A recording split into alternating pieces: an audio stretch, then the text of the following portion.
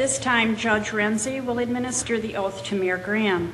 Mayor Graham will be taking his oath on a Bible presented to the City Council in memory of Mayor William G. Lockenauer, who served from 1956 to 1963. Inscribed in the front of the Bible is, "May this holy book inspire his successors with courage to carry on the principles to which Mayor Lockenauer's life was devoted."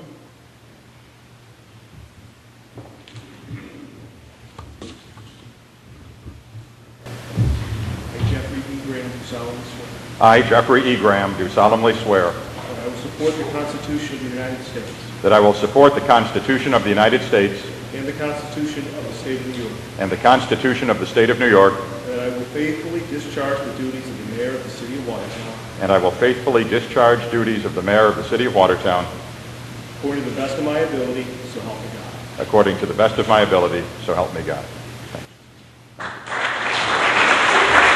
Thank you.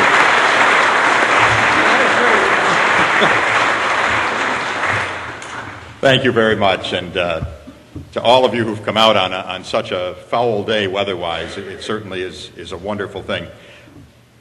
I want to thank you for the warm reception today on a cold day. I want to thank you for the faith and trust that the city residents have placed in me to serve as their mayor for another 4 years. Yes, I want to thank you for the pay raise too, but I also want to thank those people who are here today supporting this ceremony, including General Ellis over here from Fort Drum, the commander of the 10th Mountain Division, and the contributions to democracy and to this nation he and his colleagues make far exceeds, I think, what we at this podium do. So we salute you, sir, and we thank you for supporting our activities here in the city of Watertown. And Assemblyman, thank you. I want to welcome Assemblyman Darrell Aubertine, who certainly has been a friend of the city of Watertown and represents the 118th District. Mayor and Mrs. Walker, Mayor and Mrs. Butler, thank you all for coming. I'm not going to try to run down a list of people who've helped me out from the beginning of politics till now, because that's obviously been a long time. I do want to acknowledge Melissa Van Brocklin, who did so much for my campaign this year as far as handling not just finances but other things. She's in the back. And, of course, the guy with the dog park there who had his dog dressed up with a Graham for Mayor coat on. I appreciate that, too. Thank you, Scott. Many people made this event today possible. Foremost among them is my good friend, Monsignor Robert McCarthy, who definitely braved the foul weather today. This is every time I've raised my hand, Father, you've been here to deliver some kind words, some inspiration at the beginning. I guess that makes you the workhorse, as far as the clergy, certainly, and I salute you for all you've done, and particularly for coming down here today. Thank you, sir. Okay.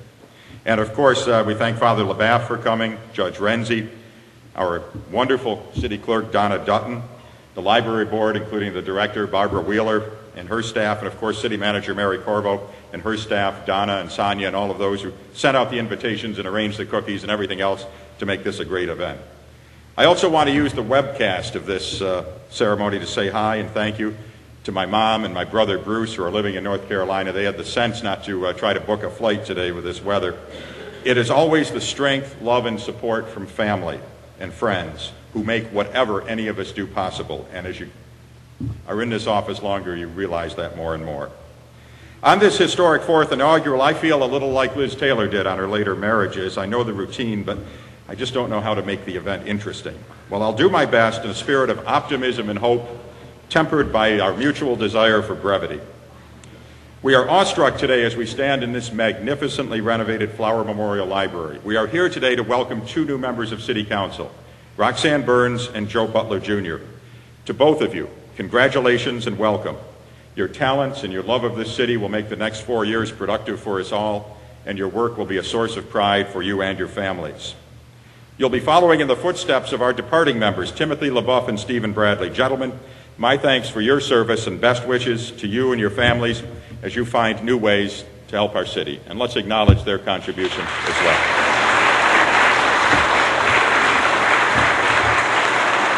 And of course, I continue to look forward to working with council members Jeff Smith and Peter Clough, both of whom bring valuable experience to the job. At the risk of sounding boastful, I really do believe Watertown is the capital of the North Country.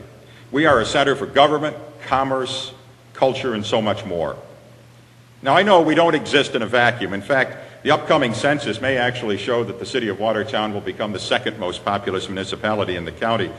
But that doesn't matter, because the growth in our region only amplifies our role as a nexus for the activities that make life worthwhile. You see, when you live in a city, you're part of a community with history and heritage, as we see here today, with services and convenience. The city of Watertown is not merely a housing subdivision. We are a community, and that makes us a special place to live. Our challenge is to continue to make Watertown that special place. In recent years, we have greatly diversified and increased revenue to city government.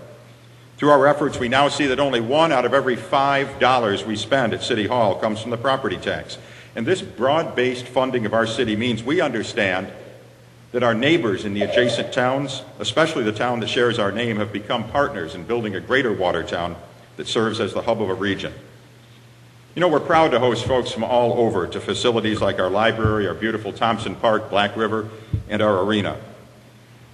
People come to Watertown to do things, and that's a good thing for all of us. What is important, though, is that we remember that it is the service and convenience of the city that keeps us here, and we need to stand ready to preserve and improve those services. Whether it's the enhanced refuse collection proposed by Councilman Butler or Councilmember Burns' desire to have better recreation facilities at the fairgrounds, our first duty is always to our constituents, but it becomes more complicated when we share so much with the municipalities surrounding us.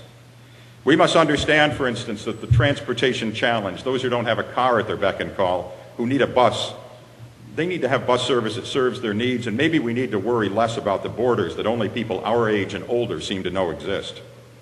We have to work to continue to integrate our infrastructure with our neighbors, while at the same time seeking a fair apportionment of the costs. The more we seek to blur the lines that separate us, the more we will see the whole is greater than the sum of the parts.